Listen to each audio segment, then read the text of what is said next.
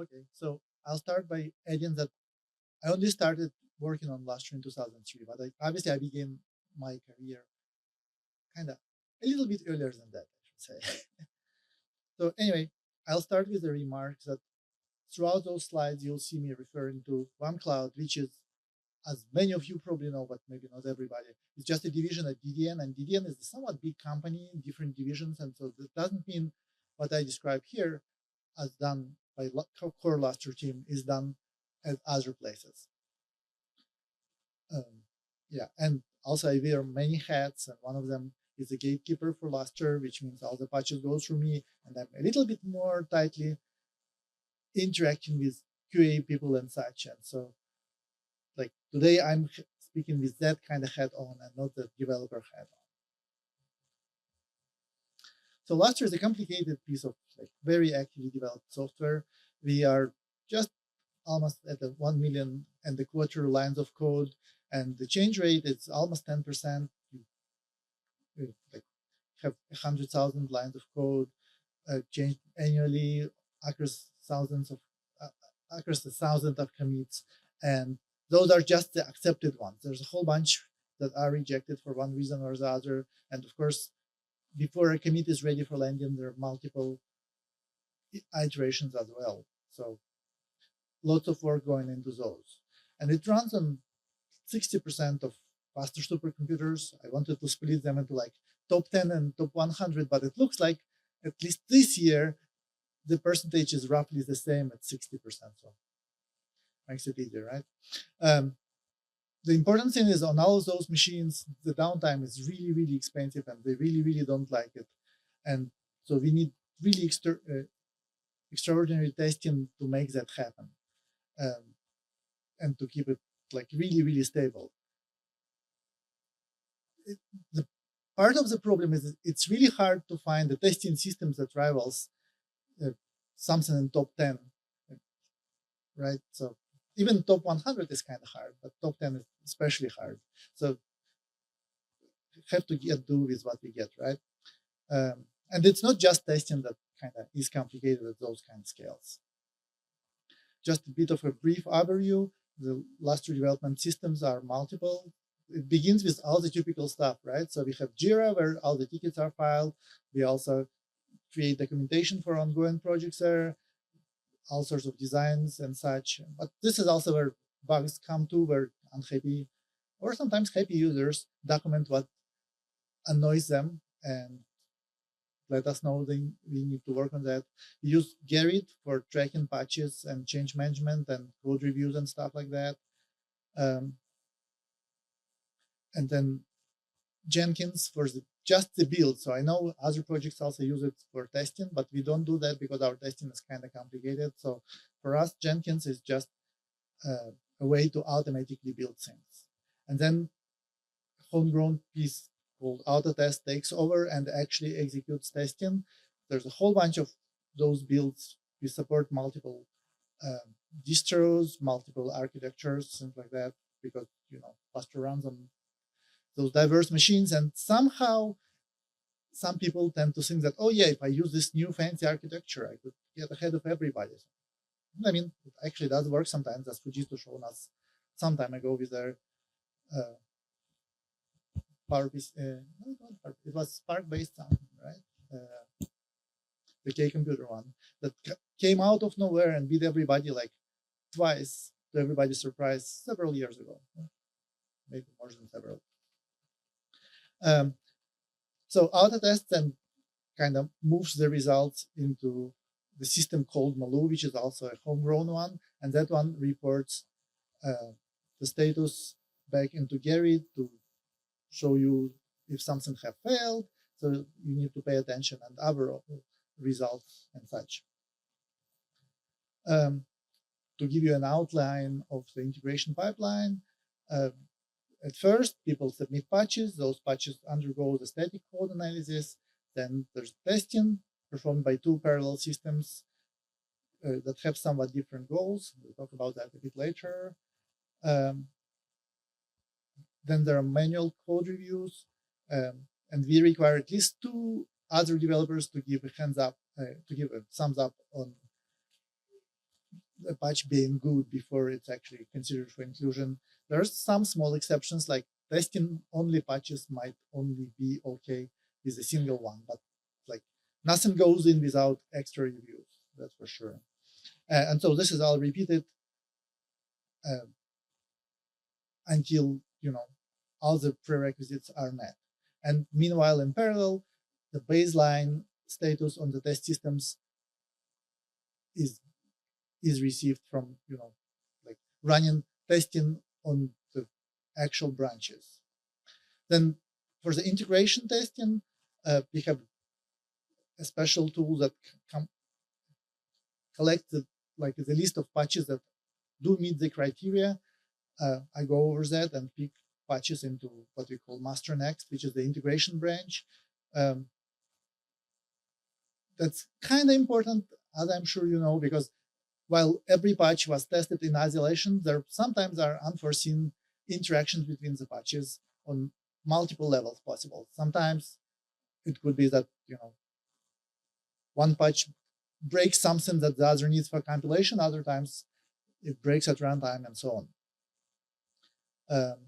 And then, so we populate this integration testing system. We again subjected to those two parallel test systems, but the test set is a little bit expanded, which makes it run a little bit longer, but at least nobody's waiting on that as much. There's an additional step called boil pot jitter testing that I'll talk about a bit later. And finally, once everything's okay, there's a final review by the gatekeeper of every patch, and then the patch gets merged. And after the merge, there's another round of full testing. With the biggest downside of that is I don't think anybody actually looks at those results.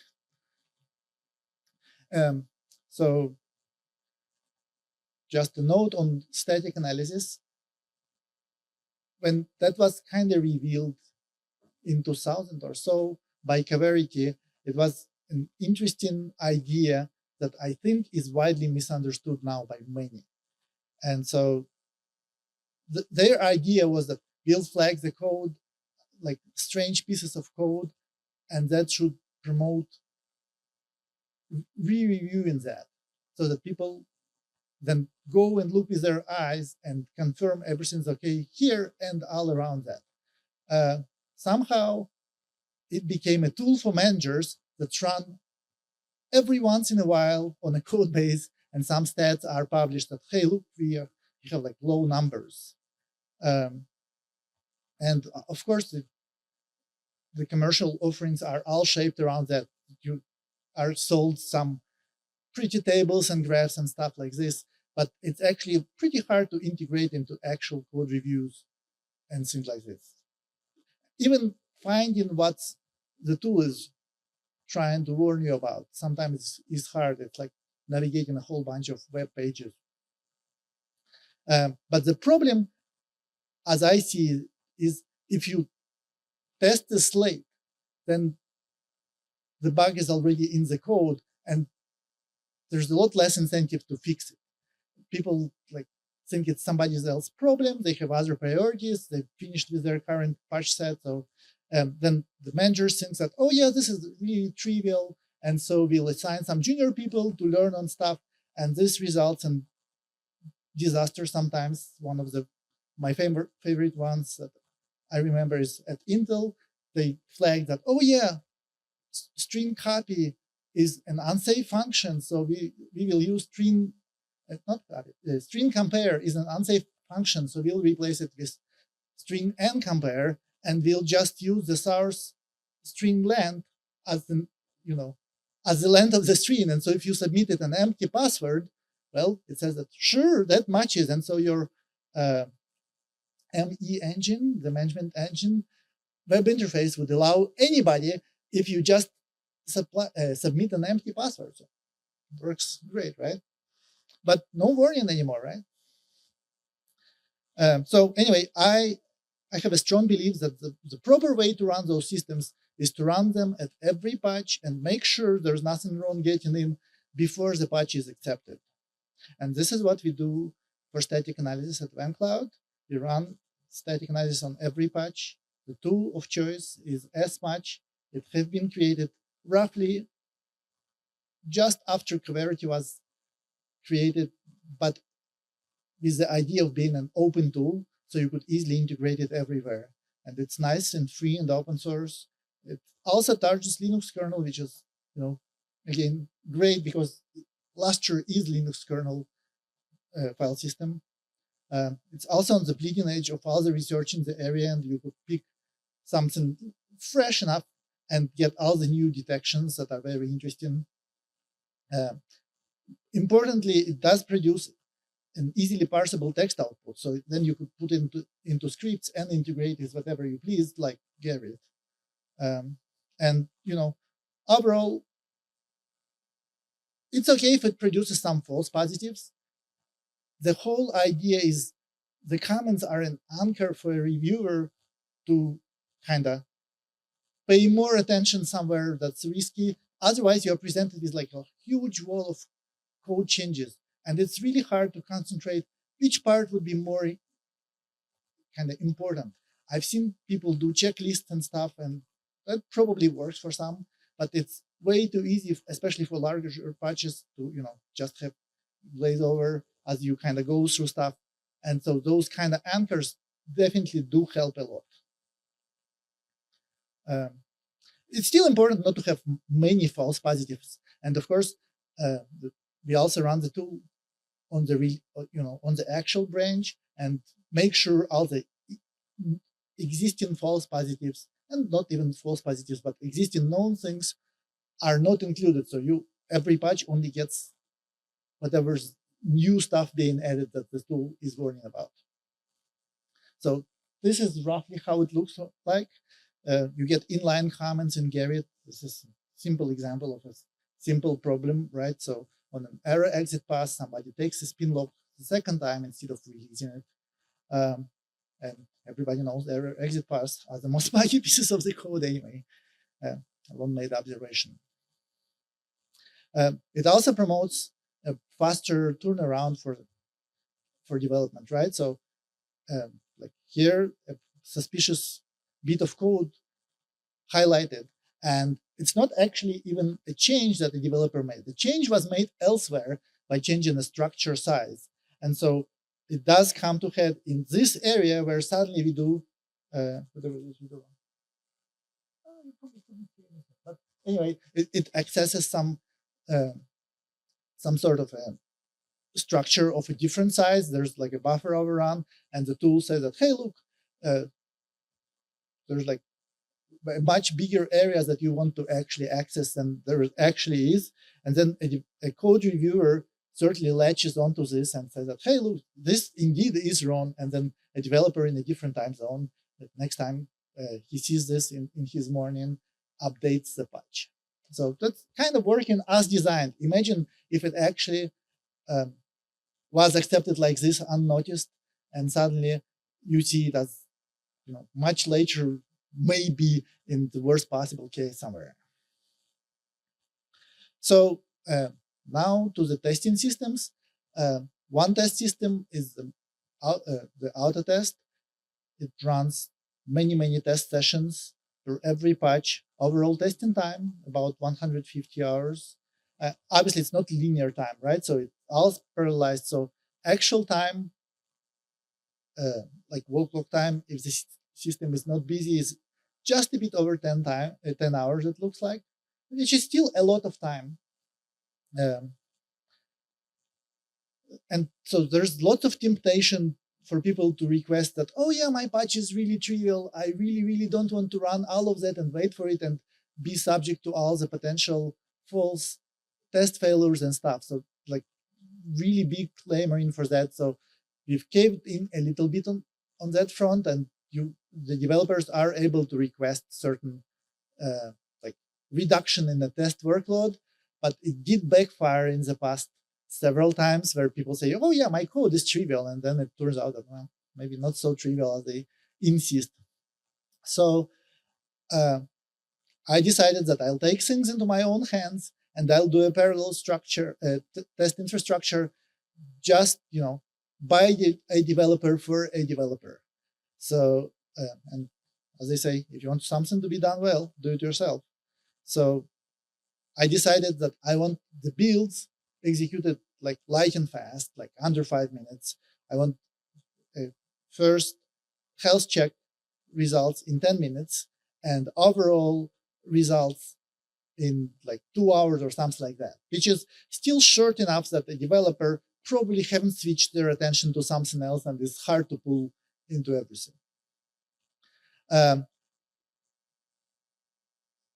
Also, nobody likes to hunt through, a gazillion of links to find what the problems are. Like, oh yeah, your patch have failed building. Press here, here, and here, and then here to see what's wrong. Instead, I wanted to show all of it in context. Like this line here is broken, just in the code review, things like that. Basically, more information than they ever wanted at their fingertips. For highlighting the logs problems. Also, I made it context aware. So if you only changed a single test and nothing else, why even run anything else, right? So just run that test. If you've added a new test, that's the risk point.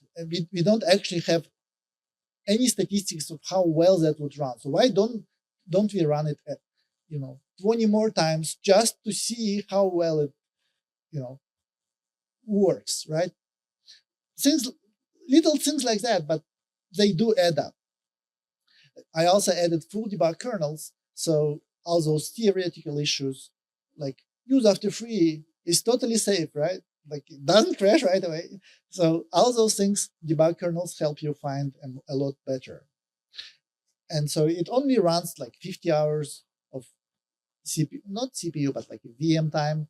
But wall clock time for you is like a bit over 2 hours. Nowadays, a little bit more as there's like creep in test duration, and I probably need to resplit it some more.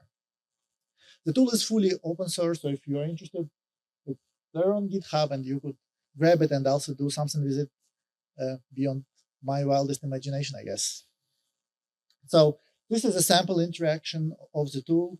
And again, I guess this is way too small of a font, but it does show you that there's a quick turnaround. So the developer submits a patch, it fails building in like 2 minutes. There's another patch in like another 5 minutes.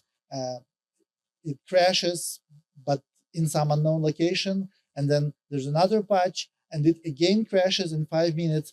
This time, it's actually directly attributed to like this place right here where you patched is where it crashes. So here's your backtrace. This is the new crash we've never seen before.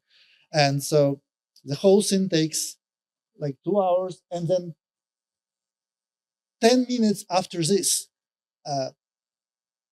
the main builder system completes.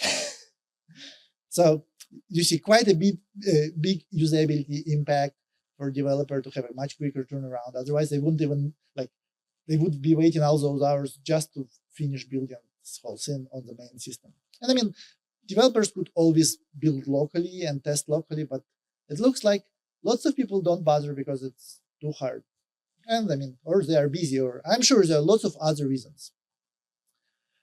So I found this is being used by developers more and more to, take the load off their hands. And, if a computer somewhere could do all your compilation and you don't need to set up your own testing system, great, especially if it actually works fast. I used to not like the, pushing unready patches myself just because of how long it takes to arrive at the failure. But nowadays, I guess it's a lot more manageable. This is another kind of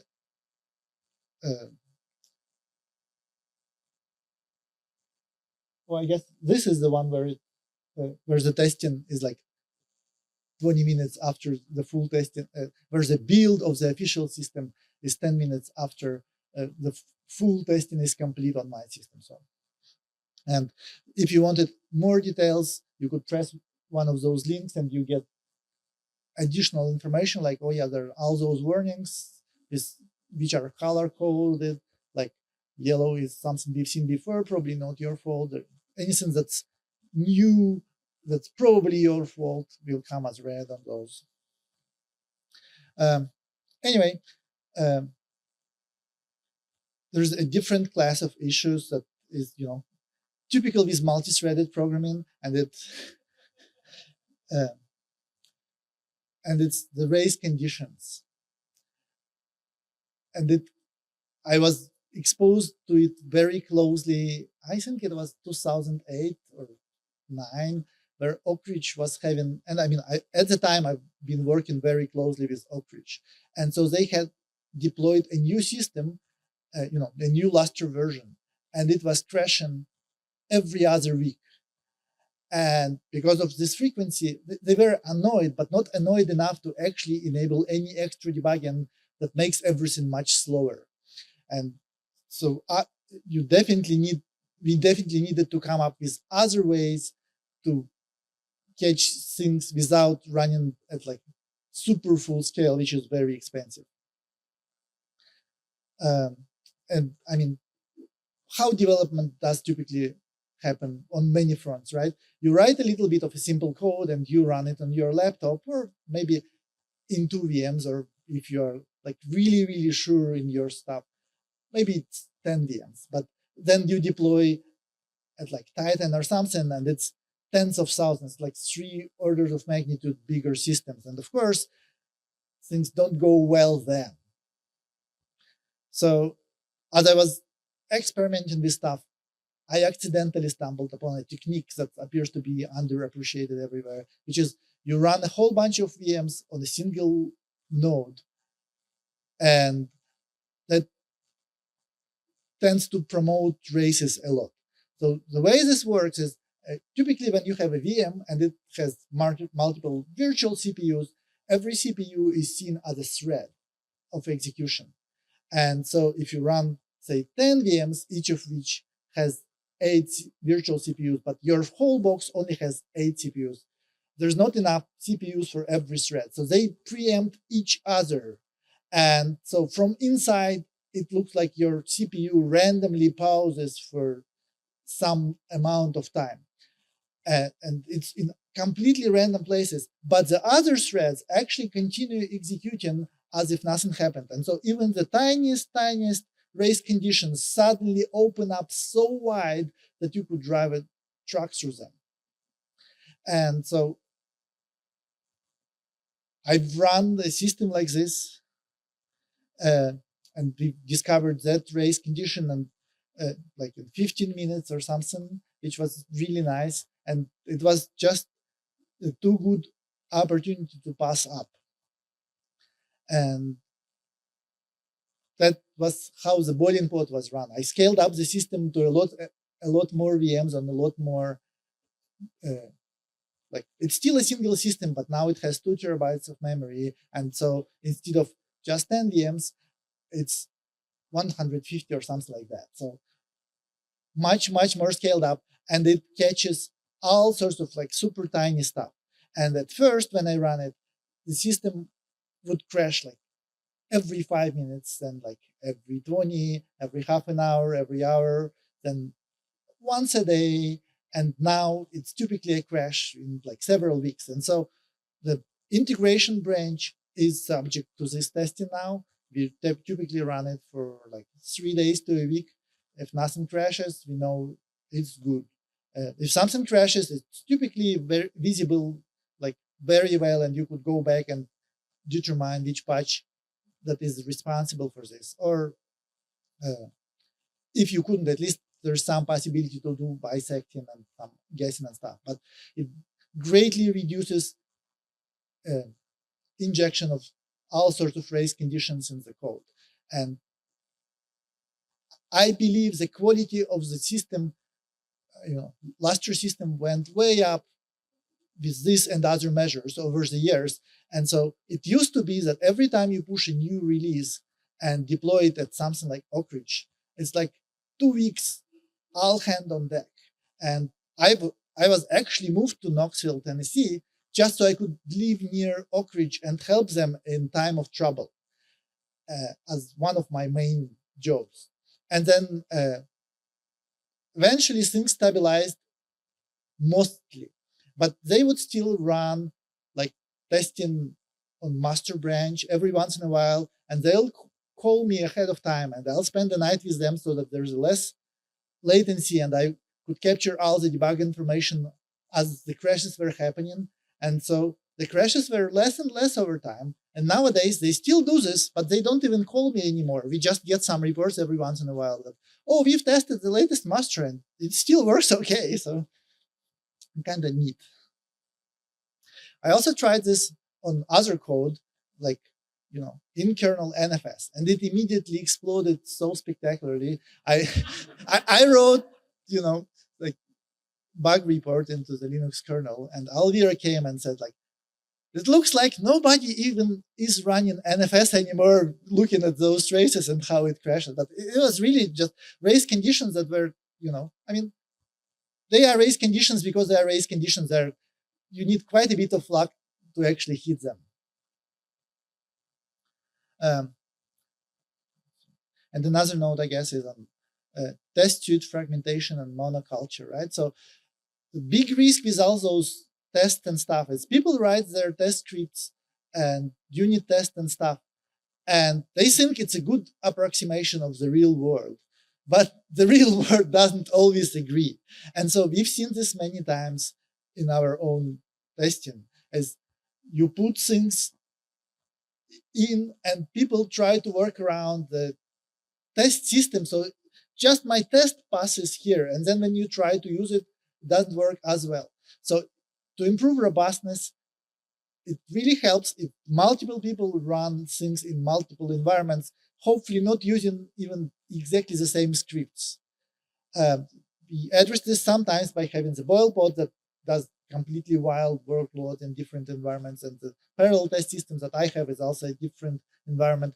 But the job that Oak Ridge in particular does by testing things on their big system is great, and if more people would do that, that would be really appreciated. So definitely consider putting some of your spare compute time to test latest Lustre, and that helps everybody. And remember that once something's in an actual release, you couldn't unrelease it and lose those bugs, right? So you need to catch them as early as possible. Yeah, and I guess I'm out of time, and that's it pretty much.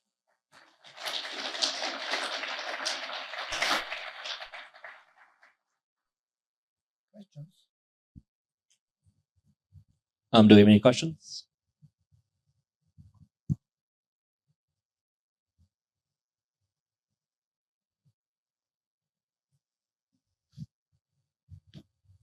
Hi. Enough of the target audience for this kind of in-depth development stuff. First, thanks for the talk. I learned a lot about what you guys do in the testing. So, are you eventually going to replace your master build processes with the work that you've done, or it doesn't completely replicate everything, and so they'll always both remain as two parallel activities? So there is no plan to replace one with the other. They serve different purposes.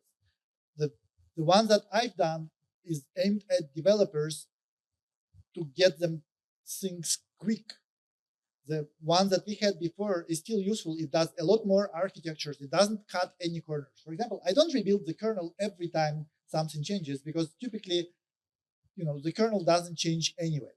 I build I don't build RPMs, because the final step where you extract the symbols and then compress it takes a long time. So instead, I just,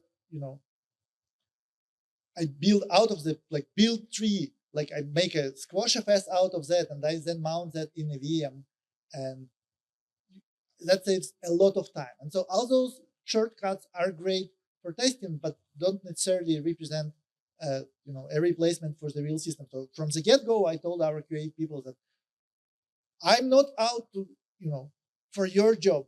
I'm just, scratching my itch, and as a developer, there are certain things I want that it looks like it's hard for you to do, but I think I could actually do them and do them better.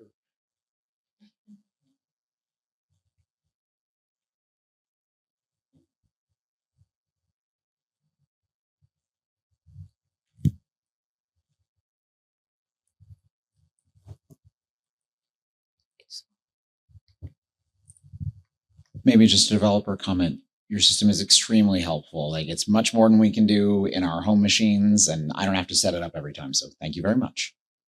Yeah, you're welcome. And I mean, this is how it looks like. Oleg, what happened to the one that was on the stack of wooden boards you sent me a picture of a few years ago? So yeah, this is a bit of an older picture. I doubled the capacity, and I have 2 of those super old Facebook, whatever they are, open compute things that, you know, they really cost like $200 with CPUs and half a terabyte RAM.